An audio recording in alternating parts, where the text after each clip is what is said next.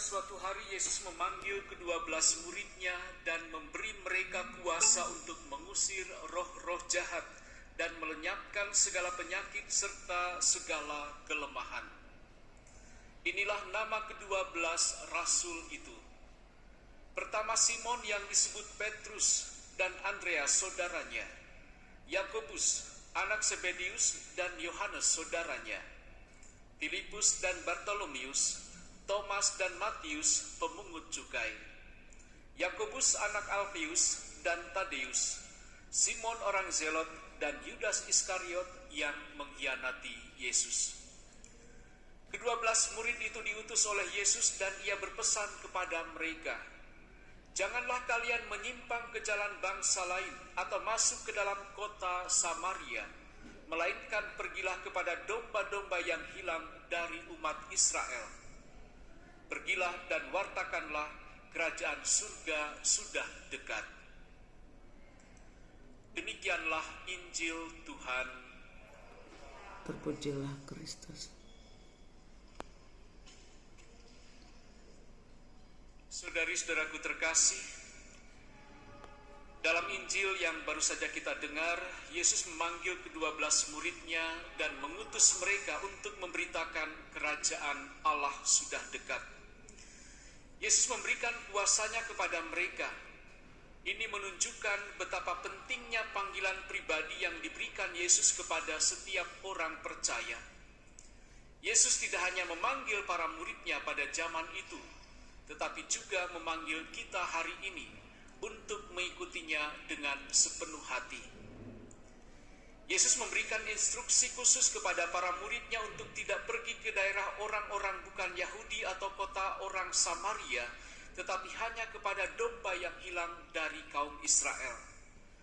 Instruksi ini tidak berarti bahwa kita hari ini hanya harus melayani orang-orang dari satu kelompok etnik atau budaya tertentu saja.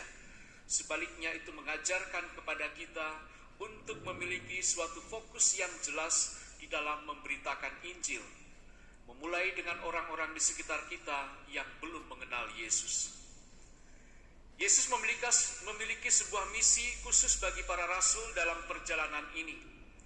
Setelah kebangkitan, Kristus akan memberi mereka sebuah misi yang baru dan sangat luas. Dengan kata-katanya, "Pergilah ke seluruh dunia." Namun, ia memiliki setiap rasul di dalam pikirannya untuk sebuah misi yang spesifik. Yesus juga memiliki sebuah misi yang spesifik bagi kita masing-masing.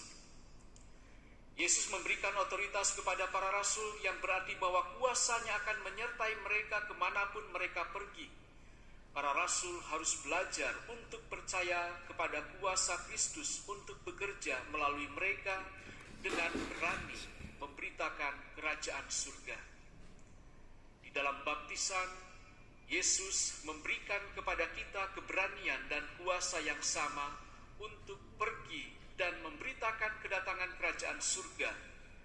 Maka bagi kita, Kristus meminta kepercayaan sama seperti kepada para rasulnya.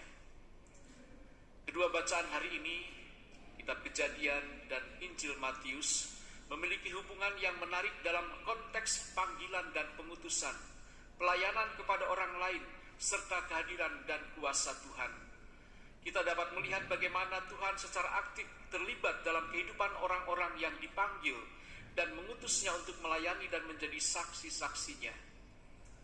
Pesan yang dapat kita pegang melalui bacaan hari ini adalah bahwa panggilan dan pengutusan kita sebagai pengikut Kristus merupakan hasil dari rencana dan kuasa Tuhan.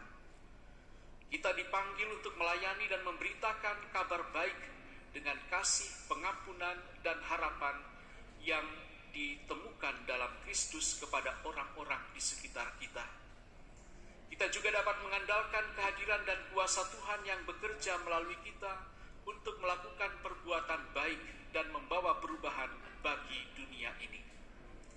Kita dapat mengingat dalam perayaan Ekaristi ini atau dalam refleksi-refleksi kita, siapa orang-orang yang telah memberitakan kasih Allah kepada saya, kepada kita.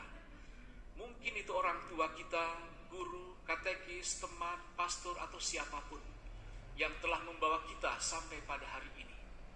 Dan mari kita juga praktekkan segala karya dan perutusan yang Tuhan nyatakan saat ini kepada orang-orang di sekitar kita.